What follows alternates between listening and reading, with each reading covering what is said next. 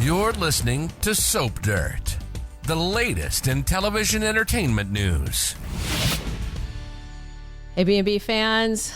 Well, Taylor Hayes is in big trouble over Ridge Forrester, and I just wonder if his ego is about to draw him closer to her and away from Brooke Logan yet again. It's Belinda from Soap Dirt, and there's just some crazy stuff happening for Waffler Ridge and the two ladies in his life. Plus, I want to explain to you about that rated R Chakra session and exactly what that position they were in really means, because it is not what you might think. It is something else entirely. And it's rated R or worse. I'll just tell you that.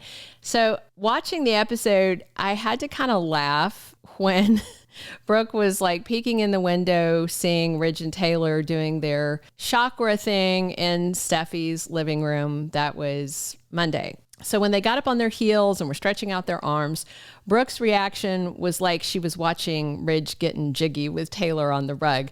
Brooke had this scandalized tone and she said, "What are they doing?" Given that she should have seen Shandra, the chakra lady, in her traditional Indian outfit, I would have assumed she would know it was some sort of yoga meditative thing. You know, if I was the one outside creeping around looking in windows, they were fully dressed and there was a third person in the room. It started out very, very yoga meditative. And then when Chakra Chick told Taylor to climb into Ridge's lap, that's where one of them should have tapped the brakes. I'm sorry, broken heart and all, straddling Brooke's man crossed a line. I'm into yoga. I do it like 5 times a week. I drag my husband to yoga. I have never seen that pose.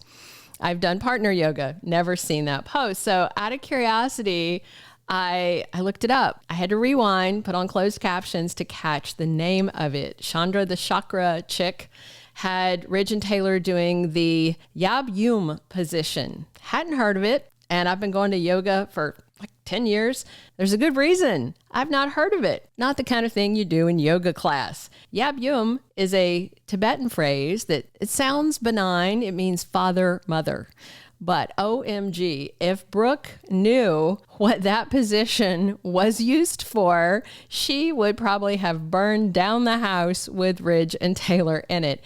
Yabyum is not a healing position. It is not any sort of traditional yoga or meditative position. This is why I didn't know what it was. It is a tantric sex position. God's honest truth. Google it if you don't believe me.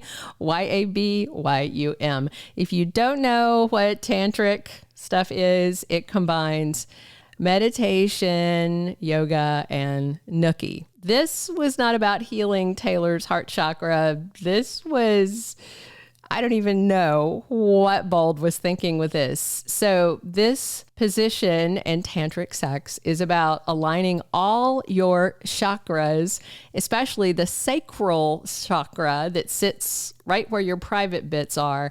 I can't believe Bold and Beautiful even went there. This is not about Ridge healing Taylor's heart, maybe something lower.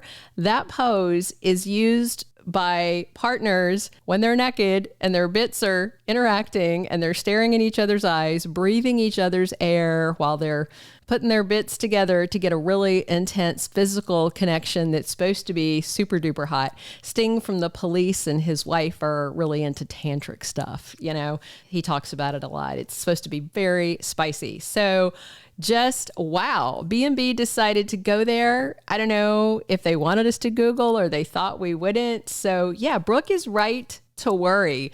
That pose might not only have sparked some tears, but maybe some other feelings. So on Tuesday, Brooke continues the confrontation she began on Monday with Taylor, ripping into her, accusing her of trying to steal her man, climbing into Ridge's lap, yada, yada, yada. Here's the thing. Taylor didn't bring in the chakra lady. Ridge did. It was all his idea.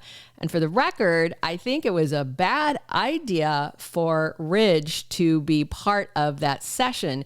He could have introduced Shandra to Taylor and then left her there like with a therapist. You don't stay in the room, but no, Ridge wants to be part of the healing process. And remember, the other day, Taylor kind of ragged on Ridge about his ego and that he thought that her losing him was enough to literally break her heart. And I think Taylor was right. I do think Ridge thinks so highly of himself that he thinks he has this magnetism, this raw masculine power that he can literally break Taylor's heart because he chose another woman over her. And now maybe Ridge thinks like it's his civic or moral duty to spend time healing Taylor since he's the one who broke her.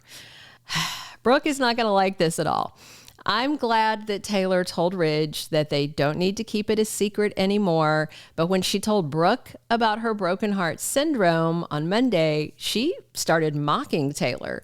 I expect that she's going to try and explain to Brooke, I know, sounds crazy, but it's a serious medical condition, but I don't think Brooke's going to believe it. And then Taylor's also going to tell Steffi, I think, on Tuesday's episode. So I do know that Ridge and Brooke have an intense conversation at the end of the day. I don't know if that's like Tuesday or Wednesday's episode because days and episodes don't always align.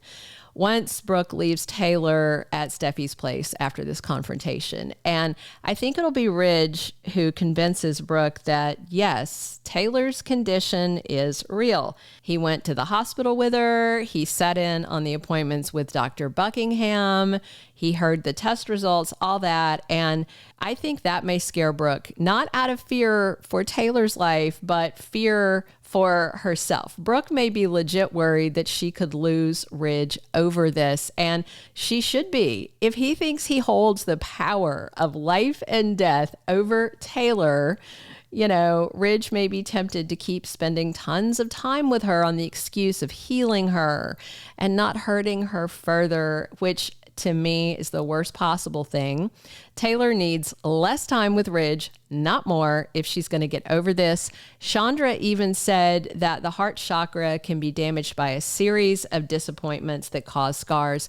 And I would say that Ridge bouncing between Taylor and Brooke so many times definitely is a series of disappointments. And I'm worried he's gearing up to spend way too much time with Taylor since Ridge thinks he has a good excuse to do it while keeping Brooke strung along. Also, Ridge's big old ego must love this, but I think it's up to the two ladies to shut it down. In fact, I think it's up to Taylor to shut it down. I actually don't think she has any interest in hurting Brooke or stealing her man. But yeah, her love for Ridge is very much alive. So Taylor needs to cauterize that wound, burn it out of her system so it will scab over, it'll heal, it'll leave a scar, but then she can move on and find real love.